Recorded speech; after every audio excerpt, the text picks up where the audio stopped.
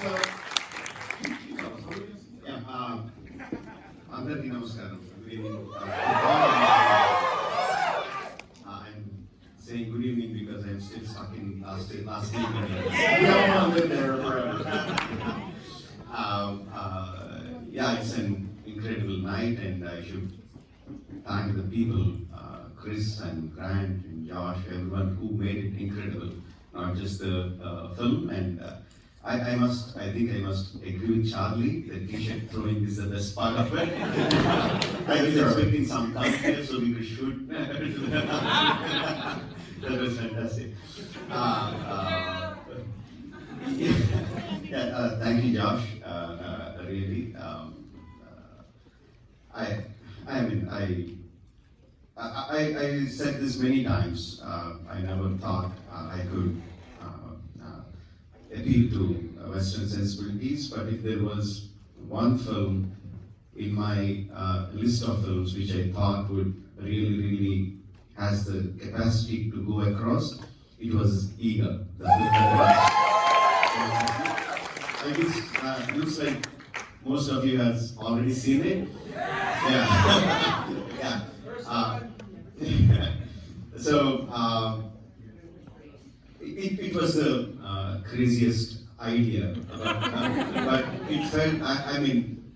When I made it, I didn't think it was crazy. I thought it was very cool. People would go for it, would root for it, would love it, which they did. But I didn't know when I was making it that it is an very what do you say, non-commercial idea that people wouldn't go for it. But I had a producer who really thought it is one of the greatest commercial ideas. Mr. Sai Korpati is my friend and my producer. He was saying this is what else do you need? This is he's not an intellectual. He doesn't speak English. He doesn't watch English films. He watches all kinds of down masala films in the south. And he said, this is the biggest masala film. So we really went with it. And one more thing, one interesting thing that happened, which I thought would the EEGA would appeal to the Western audiences, is one incident that happened during the post-production of that film. As we were editing, my cousin Raja lives in Bay Area. He came to visit me. He came along with his American friend Jim. Jim came along with him, and I was in the editing room, and they came in, and I was just showing him what was happening.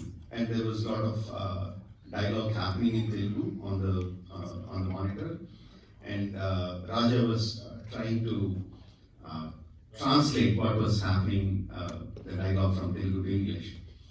Jim listened for half a minute or so and said, can you please shut up? I can understand what's happening. So I thought, okay, this film, as an idea, as the film that it was made, it can truly go across, but we didn't know how to do that. Absolutely had no idea. So then much after the release of the film, I get this mail from Josh saying that he would like to take it to the Western audience through a film festival. Like he said, I didn't know what film festivals were. I know what a film festival is, but I really don't know how it works out. But okay, I thought he was another crazy man like me. Like I was making my crazy movies. There is another crazy man who wants to distribute these films, take the films to the people in the West. Okay, I said go ahead, but I never actually believed that he could bring my films this far. I never believed. Sorry for that.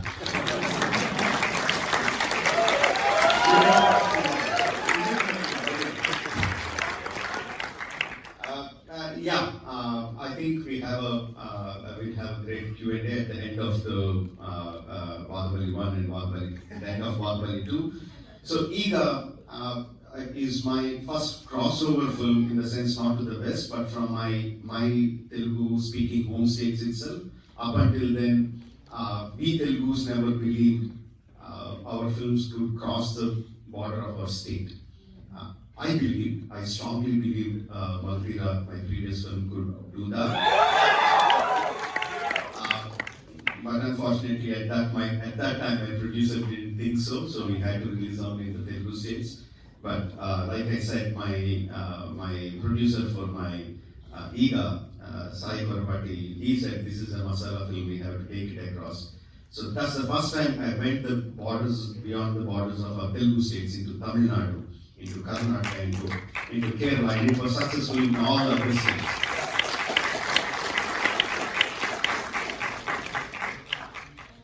But we couldn't go into the north of India because there was not a good strategic partner there. But that's when I learned how important partnering with good people, people with a passion for storytelling is. That is what I learned. But what happened was EEGA, even though it didn't do well theatrical in the north of India, it gained a lot of respect in the producers, in the distributors, and everyone. It had a lot of fans in the people who actually saw the film. So when we went to the north with Baahubali 1, which I always wanted to go beyond the borders, like I was saying. So when we went to north of India, there was a big reception in the film community for Baahubali 1. Karan Johar, Anil Tarani, the distributor, Karan Johar, the producer, just jumped onto the project. They gave their best for the film, and the Baahubali franchise grew. And I think you know Baahubali 2 is the biggest film in India.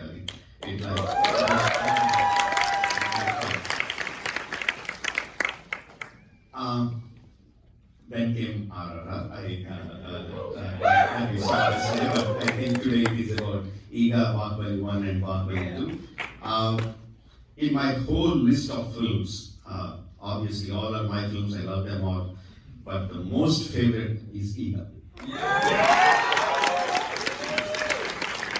I learned so much in this film. During the process of the film, I never knew what animation was, how to do animation, and this is the first time we learned doing that. I learned animation as I was doing the film. And one important thing, how important it is to hold on to something that is really important as filmmakers. I'm assuming there are many film students also here. Is to hold on to your idea in the inception, whatever idea you had in your mind. It is very important to hold on to it, because when we started EEGA film, we started simultaneously working on the model of the fly. I was simultaneously shooting and also creating the model. After 6 months into the production, the fly was not turning out the way I envisioned. It was a very difficult call. It cost a lot of money at that time. The VFX studio, Mokta, all the animators, all the people, they were my close friends. But after 6 months of working, because it was not working, I had to take a hard call, and I said, we are scrapping this model and going from the beginning again. So, I don't know how much they cursed me,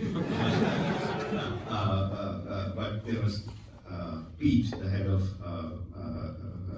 Mokta VFX, came to me and said, no, we can't do that. It's 6 months of work. Can we do this way? Can we do this way? Can we make changes in the model and all that? He said, Pete, ultimately the audience who come to the theater don't care whether we work 6 months or 6 years. They see whatever there is, it is on the screen, and either they will love it or hate it. So just because we work for 6 months, it doesn't mean we have to go forward with a bad product. As a production, we will absorb the cost, but let's start again. So then we started again from the beginning, and that is what you see now. So that's an important lesson, at least that happened in my life, but I think Never let go of the initial idea which got you excited. That should be your beacon of light. Travel only towards that. I think you will make it. Thank you. John, anything you want to say? Anything? Oh, just really quickly. This ultra marathon is the pinnacle of our program with Rajamouli this year. But there are more screenings coming later in the month. If you haven't got tickets to those yet, we're showing Margarita on October 21st. We want to make sure we get you guys there for that. I'm flying back out for that, so I'll make sure that we're taken care of. And then on October 23rd, we're going to be showing Margarita Ramana, which is one of my absolute favorite films. And we'll also be showing Namaganga that day. All three of those, none of those three have shown with subtitles from DCP in the States ever. So we're going to be the first one to see it. I'm so excited about that. So that being said, I think we're good to go. Let's show the movie. Let's go.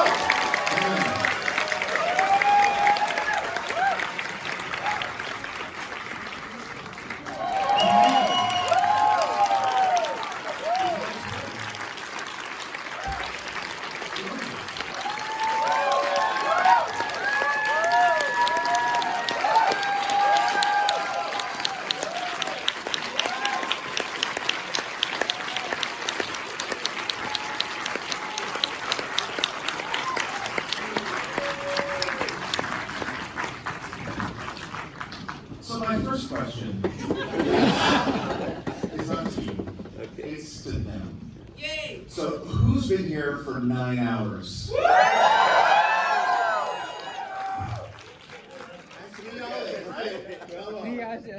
Pretty impressive. Very, very impressive. Super impressive. Thank you guys.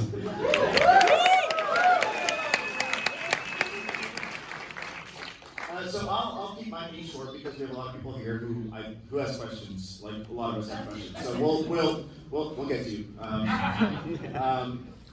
But this is like a dream come true for me. For me. Yeah, I feel like we're in the same boat here. And so, how do you feel? Like my first question, like, how do you feel about being here and witnessing? It is like completely surreal from yesterday, from last night to now. It is like, no, I can't find words. So it's really Q&A, you have to find words. Okay, what can I say? I want more.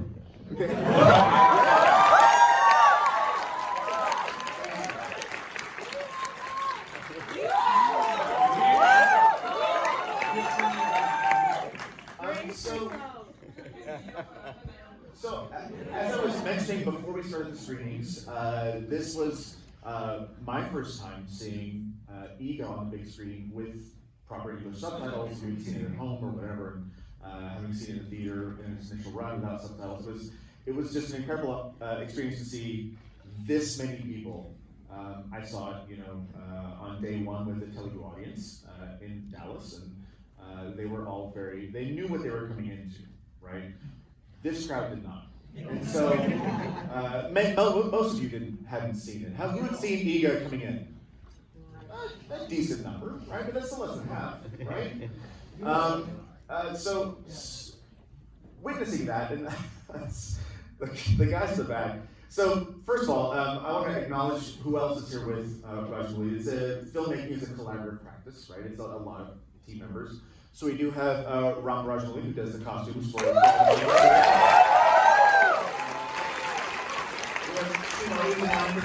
have Clark, who's the one who did as well. We have many members of Shogu, sitting around the other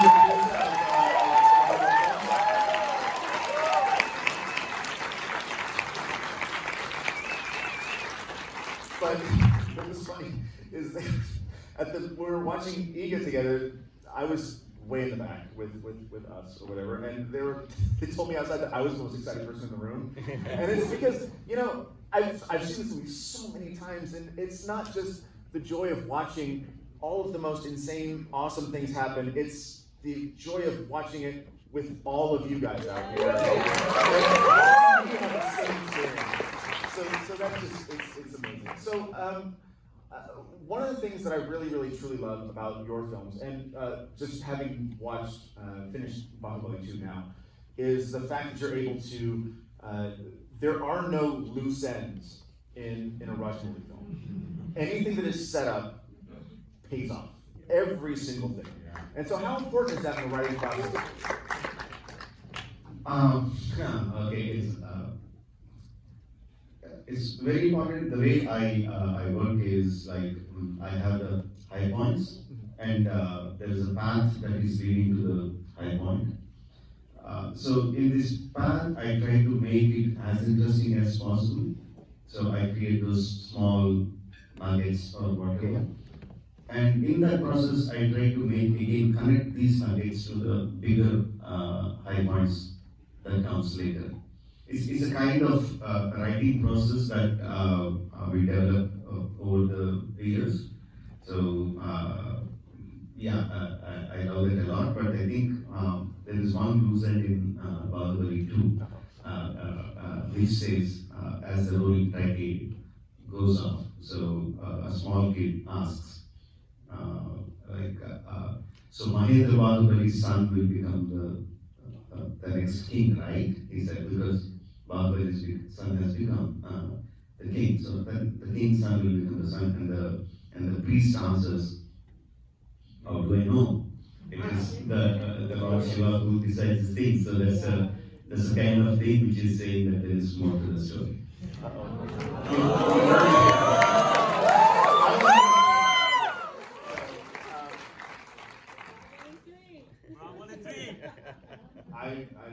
I left it up to him. So yeah, it's wonderful. The other thing that I think is really tremendous about your work, and we saw it last night with Triple R and with all of your films, is that it seems that you and Vijay and Prasad are as interested in writing compelling villains as you are compelling heroes. And I think that's one of the things that's really tremendous about these films is that we were watching at the beginning of the first Baahubali when Baahubali was being introduced, that the audience was cheering as he was doing amazing feats. He was defeating the bull. He's a hero in his own right. He just happens to be on the wrong side. So how important is that when you're writing process that you create a villain who is a true foe for your heroes? Absolutely important, Josh. I can't stress the importance of creating the villain. In fact, I take more time. I spend more energy in creating my villains as best I can do, because once the villain is created, all the hero needs to do is beat him. So in Baahubali is a tiny character. Baahubali is a hero. Baahubali 1, the film is named after him, but he was not the first creator that was created, first character that was created. Bhaladeva was created, Sivagami was created, Kattappa was created. Then in the process of tying these threads, we created Baahubali. So for me, villains are very, very important, and I think you know the answer. And today, my best villain is Sudeep.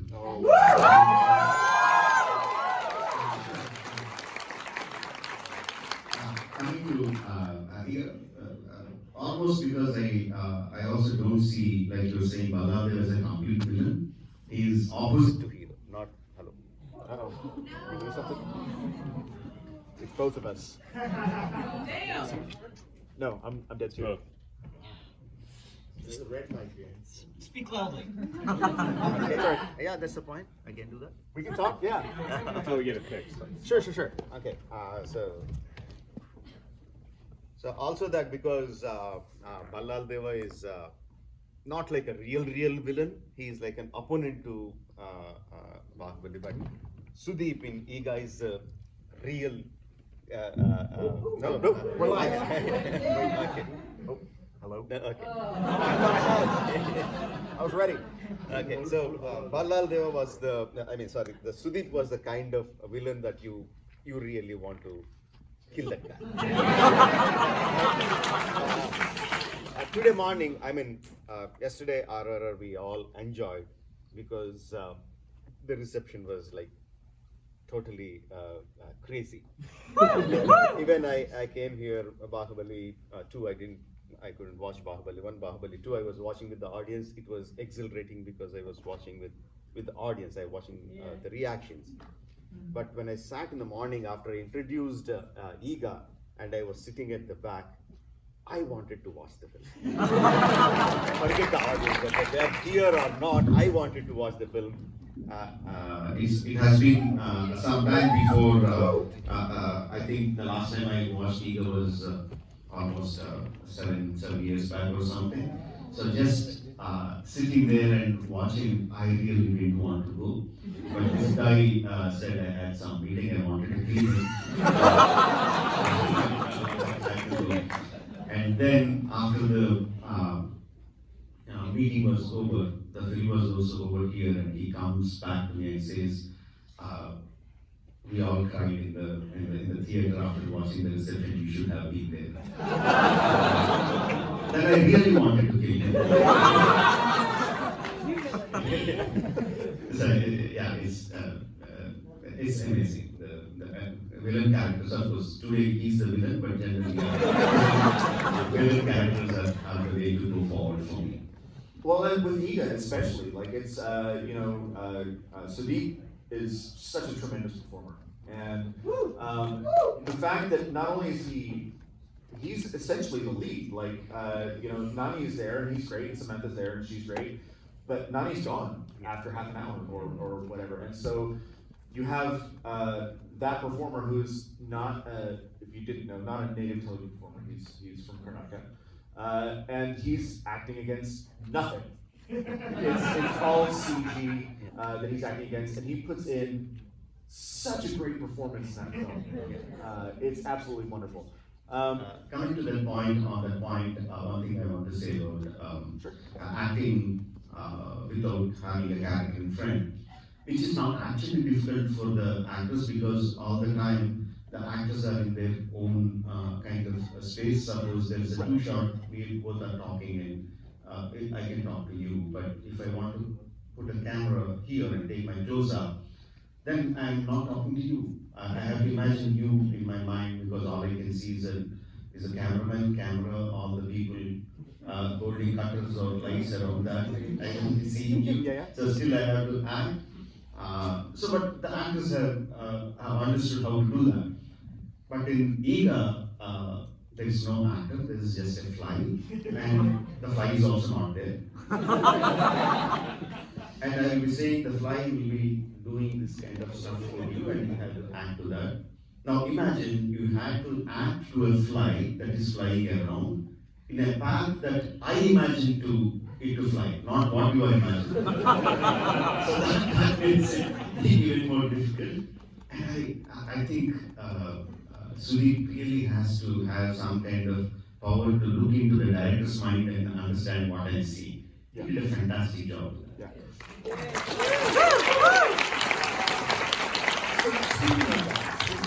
The idea that you have this performer that's sort of telepathic with you, and is able to see what you want.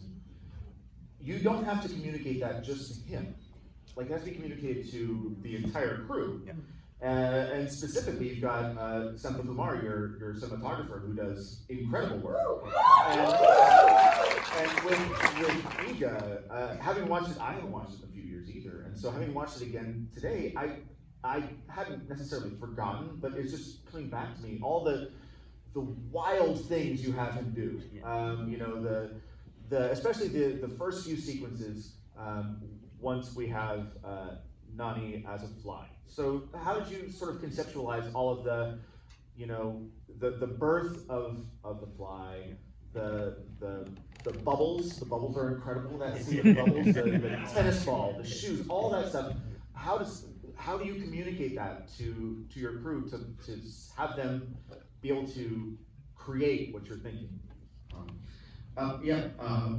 One thing is we see a lot of references of the films that are done before to understand the scale difference. It is unimaginably big, the scale between a flying and a human being. So first we need to understand that stuff. Then we do the storyboards, concept arts, previews, and do all that stuff. The difference between previews and actually shooting is like in previews you don't need to worry about your lenses, your camera movements, everything. But now when we get to the real shooting spot, so in previews the camera can go as low as possible, but in real life the lens will restrict your movement and how low you can go. So obviously even the camera lens is much bigger than a flight, right? So then we got lenses, some probe lenses which are smaller, so they can come really go low onto the table. But the problem with the probe lens is that the depth of field is very low. So it is like you get the depth in centimeters. So if I place the camera there, then everything is out of focus, then we can't see the scale. Right. So to increase the depth, the cameraman has to really pump in the light. Really pump in the light, and it is a hot oven to sit in that spot. All the lights burning there, so we set it up, and literally the makeup man, everyone had to be ready with cold towels for Sudeep and Samantha. Yes, because it's so hot, they go sit in that spot, do emotional scenes, what they have to do, and the moment they say cut, they jump out of the seats to cold towel, and just put it across their faces. And Sendil did it, and any time we place a close-up along with EEGA, they used to glare at Sendil, and Sendil is a guy who doesn't care about what the actors feel. In fact, he doesn't care about what I feel. He just wants to get his visual right. Yeah, perfect. So between, I think I mentioned it earlier privately, so I think Cart earlier. We went from last night with Triple R, and so like the biggest heroes ever down to the smallest protagonist in a film potentially ever, and then from EEGA to Baahubali is a huge jump in terms of scale. Like the story of EEGA is tremendous, but then you go from that a film where you have, if you're not familiar with Telugu films, you have essentially no big name stars, right? Nani was just starting out, Samantha was just starting out, and then you go from there to Baahubali, which is a quantum leap in terms of scale and budget, I would assume, also, the production scale. I mean, I was there for a day on the set of Baahubali. It was huge. So how was that adjustment? I mean, because you've done with Magadira, October 21st. Come back and see us. So with Magadira, you'd done sort of a dry run, a practice of this sort of period epic thing, and just to see how it worked, and it worked out really well, obviously. So how is it to scale that up to not only a feature, but this immense duology of films? From the beginning of my career, I thought if I get a very big successful film, I shouldn't immediately jump onto another big film because everyone will expect me to do the same thing what I did in the previous film. So if I keep continuing that, then I'm making the same film again and again, essentially. So when I got my first big hit, Simhadri, my second film, so I could work with any top star after that film, but I chose to work with students, college students, and picked up a game of rugby which no one knew in India, and made a film called Sai. Then again, when I got Magadira, the biggest blockbuster at that time, instead of going for another big film, I did Maryana. Then came EEGA. Interestingly, EEGA was supposed to be shot on, I camera's name. There used to be one small camera, a video camera. My idea was to shoot with that. Then I thought I would shoot the film in 30 days. And the budget was, what we estimated was below 1 crore. 1 crore is like, 250,000. yeah, thank you. $250,000. So that was my idea to do it. As a very, very small concept film. Well, I ended up spending 2 years on the film. Spent 30 crores on the film. That is, I don't have my calculator. 30 to $2,500. Sorry, $250,000. Yeah. So, but the idea is to always make a small film first, because my mind is always going on the trying to go big. I wanted to go down to make a small film before I go that. So it is not a difficult transition for me. So bigness is always there in my mind. We're apparently going bigger next time we talked about last night. Yeah.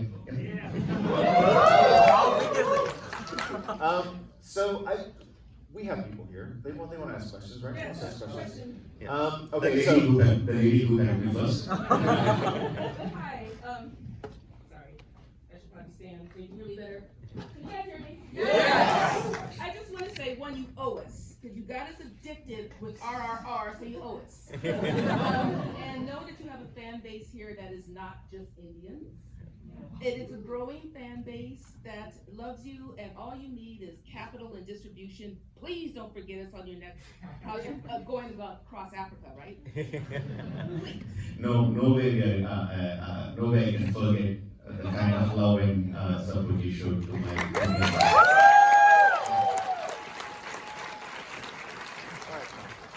Real quick, before we start taking questions, they must be questions, not statements. We know you love the film. You're here, so thank you for that. We appreciate it, correct? Yeah. Absolutely. So questions. I'm gonna go here, the black shirt. Yes. Thank you. Sorry, my voice is very hoarse from cheering for hours. We'll forgive that. Thank you so much for coming to America and gracing all of us. Your characters, Siradani, Vivasana, there's like incredible, powerful female characters in this film that are not just beautiful and smart, but they're clever and cunning, and they're slicing. Who are your inspirations for these amazing, powerful women? You said clever, cunning, and Smart, intelligent, they're brutal, but they're just full of love and empathy, and they're powerful. Like nothing beats the love of a mother. okay. Oh, Yes. hold on, real quick. Your wife is in the room. Yeah. Even he knows that. Even he knows that. Yes, my inspiration for Siradani is, in a way, I can't say she's the reason, but in a way, the inspiration is my sister-in-law, Srimali. My inspiration for Devasena is my wife, Radha. I don't say I have modeled them on them, but yeah, unknowingly they influence my life a lot. That's what wives do. All right, who's up next? Let's go here. Hi. You mentioned that you focus on the villains first, which makes sense structurally, but I'm wondering, in terms of like conflicting with the protagonist, but I'm wondering if the villains come first, or like the concept or a set piece or the idea first, because like EEGA is a very specific idea.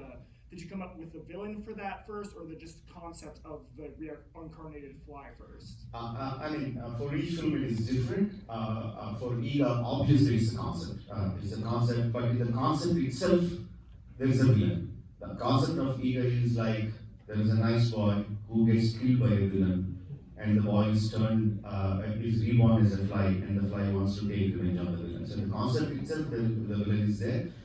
when I said I spend more, it's not necessarily the villain comes first, but I spend more time and energy in designing the villain first. Again, in Baahubali, during Baahubali, it is Baladeva who came first, not Baahubali. So, Baahubali is also not a concept. It's not a concept film. It is a big palace intrigue kind of film. So in Baahubali, we created the characters, then started weaving the story around those characters. So each film is different. Yeah, I think. Yeah. All right, I want to go over here. Congratulations for my question is that Gautam Menon in an interview he said that he would like to be an assistant director to Mani Ratnam if possible. So we as a filmmaker, we wanted to work with you. But if you want to be an AD to some director, I want to rule out Mel Gibson and Puri Jagannath. So if you want to work as an AD to any director, dead or alive, who would come? Who's it come? I mean, you told me two choices. I mean, these two people are something that I really can learn from them. Mel Gibson, I want to watch him work and see how he's designing things. And Puri Jagannath, I want to see how in the world is it possible to come up with ideas that are so compelling and shoot them in that short period of a time. So those two things I really want to learn. If it is not that, who would, I mean, there are so many names. The one name that comes to my mind immediately is, many of you might not know, it is a great director from Telugu called K.V. Reddy garu. So he made great films. I mean, in a way, he wrote the screenplay, the screenplay masterclass for how a commercial film should be in Telugu, way back in 1950. So I respect and I adore him a lot. Yeah, if given a chance, I would like to assist K.V. Reddy. So right down here, Christina. I was wondering if there was a genre of film that you haven't done yet that you would like to try. Yeah. Right, there is more. I haven't done horror, and I hate horror. Science fiction. Science fiction, but again, there are few films. I have seen very few horror films, but I have seen some. I don't know whether you call it horror or not, but Omen is a great film. I love that film. And I can't remember which other films I have seen. Then recently I have seen, not recently, a few years back, I have seen Paranormal Activity. I loved both the films. I think I like horror. I like to see horror, but without all the ghastly faces. Suddenly something coming out of the closet, and I don't like that kind of horror. But as a concept-wise, if I can make the people feel that horror, yeah, maybe I should try that. I mean, I just watched you direct a guy shoot an arrow through another guy's severed head. So you gotta make it. All right, let's go here in the blue shirt. Hey, I was curious about during EEGA, directing The Fly itself. Did you have like the actor who played Nani? Did you use him at all to like direct the CGI fly, or how'd you do that? No, I didn't do that. Interestingly, we were writing the story, writing the scenes. As we were developing the scenes, when we think about how we are going to shoot, the questions that arose in the writing department, in my HOD department, and said how, okay, the fly gets angry at this point, so how do I show the anger? So the most obvious thing everyone suggested was that, okay, you go very tight close to the fly and we show Nani's face posted on the fly. I said, no. Then started some more sessions of we go very close and we go to the fly has a very big multiple hexagonal lenses eye. We can have a kind of black dot like a grasshopper has. So we can play with that and create show the expressions in the fly. No one knows whether a grasshopper kind of eye is existing on EEGA or not, a fly or not, because no one has seen it. Well, very few people would have seen it. I said, no, that's not going to happen. When you go tight close up to the fly, it will look like a fly. So how are you going to show it angry? I said, that's not my job, it's the job of the angry company. As a director, this is how I want it, and they need to figure it out. And they did figure it out. Yeah, and they just figured out that. So many hands. Let's go back here. Thomas, that's you. Do you have any interest in doing some boutique label physical releases, Blu-ray? And John, Yeah. you make that happen. Yeah, I mean, for many years, I thought that was completely gone, what do you say, extinct. I thought it has gone extinct because in India it's definitely gone extinct because there are streaming platforms, there are digital releases, there are YouTubes or whatever. But recently when I came to America, our friends started telling me, no, it still exists, not just in America, many parts of the world, it still exists. Home video, Blu-ray video is a big thing. Now I don't know what are the deals with the streaming platforms. If we have the rights, we will definitely release. But I don't know what are the deals that are made with the. There are some rat's nests of rights issues we're working on. So we've got that. We're thinking about it. Let's go here. I've seen your hand. So first of all, I've lost count the number of times I've seen Baahubali, and I still have goosebumps. Thank you. Thank you. And my question is, with every film, you gain so much experience, especially with the kind of films you make. So now looking back at your filmography, do you think you could have done something different in any of your earlier films with the experience that you've gained so far? So many things, and me and my line producer, who also happens to be my sister-in-law, sitting in the back seat and constantly complaining to each other how many shots we got wrong in the film. So yes, of course, there are many things that can be corrected. Yeah, almost given a chance, I correct so many things that I can. The only thing I can do the rest of my life is go correct them. So I think better I make new films rather than correcting them. I want to go way back there. Let's go back there. Is that you, Adam? Yeah. Hit it. How complex are your previs? Are they fully animated? Do they have sound? Is it the whole movie? Is it just set pieces? How much do you do? And are they 3D animated? Are they a series of stills? Do you do timing? What is that process like? So pre-visualization essentially is the meaning of the word. Before we get it onto the screen, we visualize it how it needs to be. So that can be done in many ways, as you know.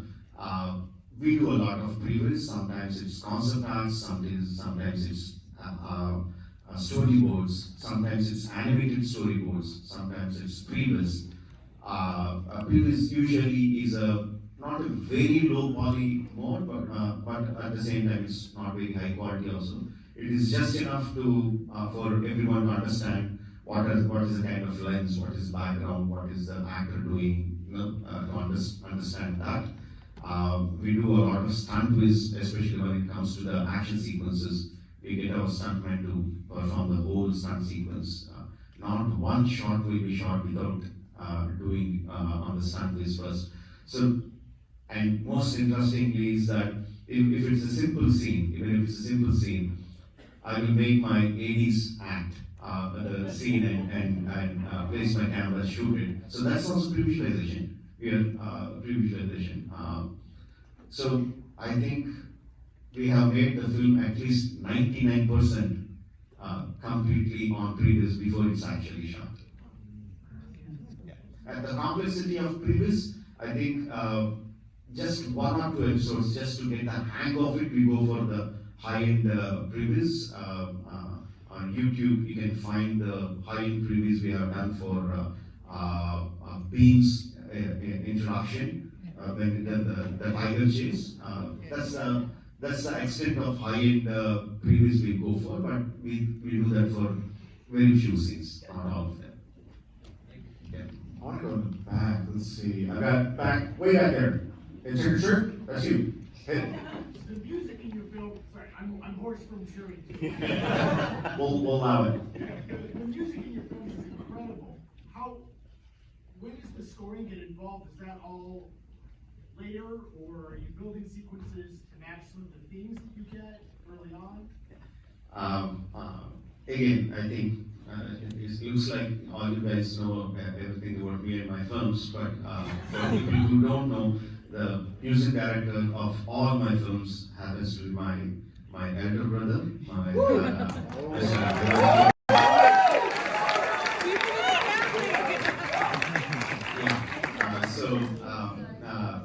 he has done amazing work. He worked for all 250 films. He composed music for 250 films. There are two components of Indian films. You notice that there are songs and there is background score. You are essentially asking about background score. I love working with my cousin, with my brother on the background score. So I'm very particular about what kind of music I need, where it should start, how it should end, and I give him very little freedom in doing so. And there are times when we pre-recorded the music. For example, Baahubali intro sequence, the whole coronation sequence. The music was pre-recorded, and we shot the whole scene for the music. So there are times sometimes that I do work that way, but most of the time we shoot the scene and then like in a regular process to do the music. But one thing that my brother does is that if he feels the music is not playing out the proper way, he asks me to re-edit the scene. So I did that many times. I don't do that also many times, but sometimes I do that. On the other part of it, when it comes to the songs, I'm very bad at judging a tune whether it becomes a popular chart buster or not. So in that case, I give him more leverage. I don't say this is the one I want, but at the same time, okay, probably you don't know this or don't know this. The sound supervisor of the film Aero is my brother's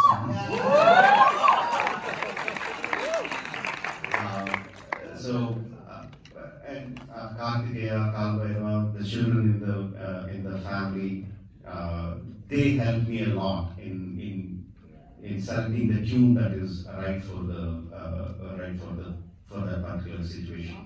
Yeah, the only person that we completely disregard when it comes to the songs is my wife. She hates music. Sorry, Rama. All right, let's way in the back. I see you. Yes, with mask. Yes, hit it. Yeah, thanks for putting Jerusalem on the map. I really enjoy your films. I noticed in your films, Hinduism is beautifully portrayed. I'm not a Hindu, but I really enjoy it and I find it very inspiring. My question is, how deliberate is it, or what's your approach?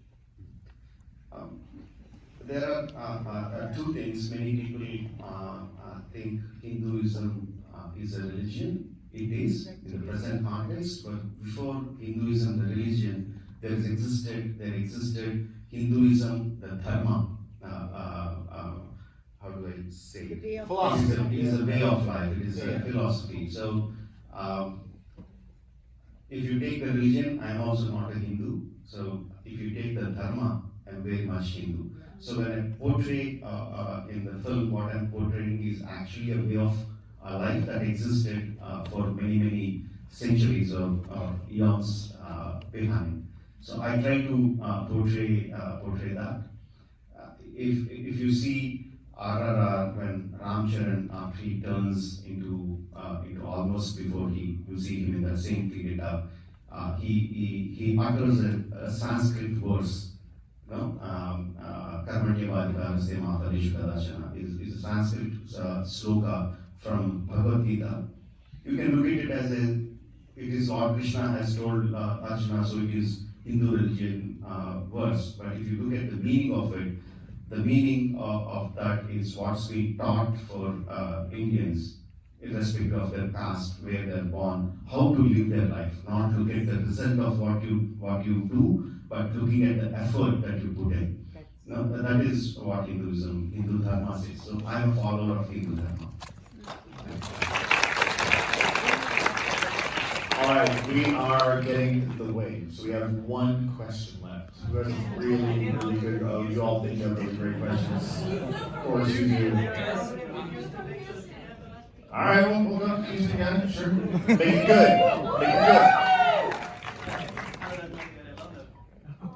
That's the question? No.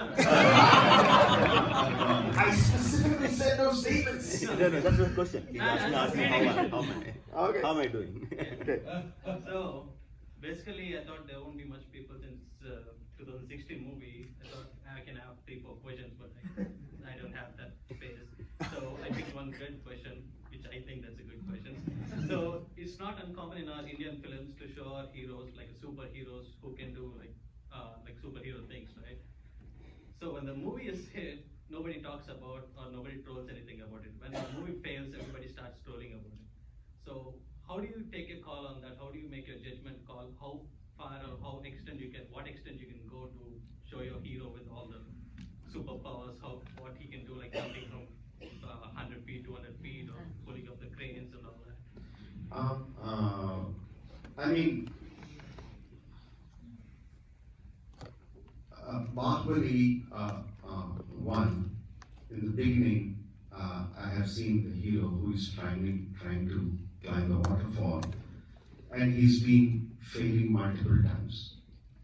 So I introduced hero failing in an attempt, which is not common in Indian films, right?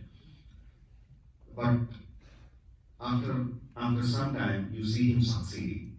So what is the difference between that and this?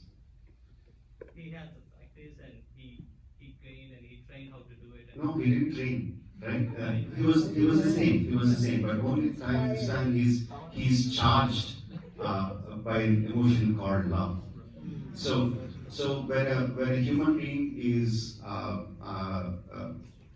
becomes emotional, he does things that are completely out of his bounds. And we have multiple examples in real life of what human beings did when they're emotionally charged. So what I do is like, how can I make him emotionally charged up?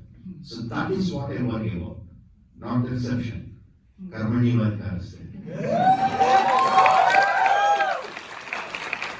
Alright, sorry folks, we are finished, but thank you so much for coming out. Don't forget, October 21st, October 23rd, we're going to show Mario Lana. Come back, we'll be here, I'll be there. Thank you.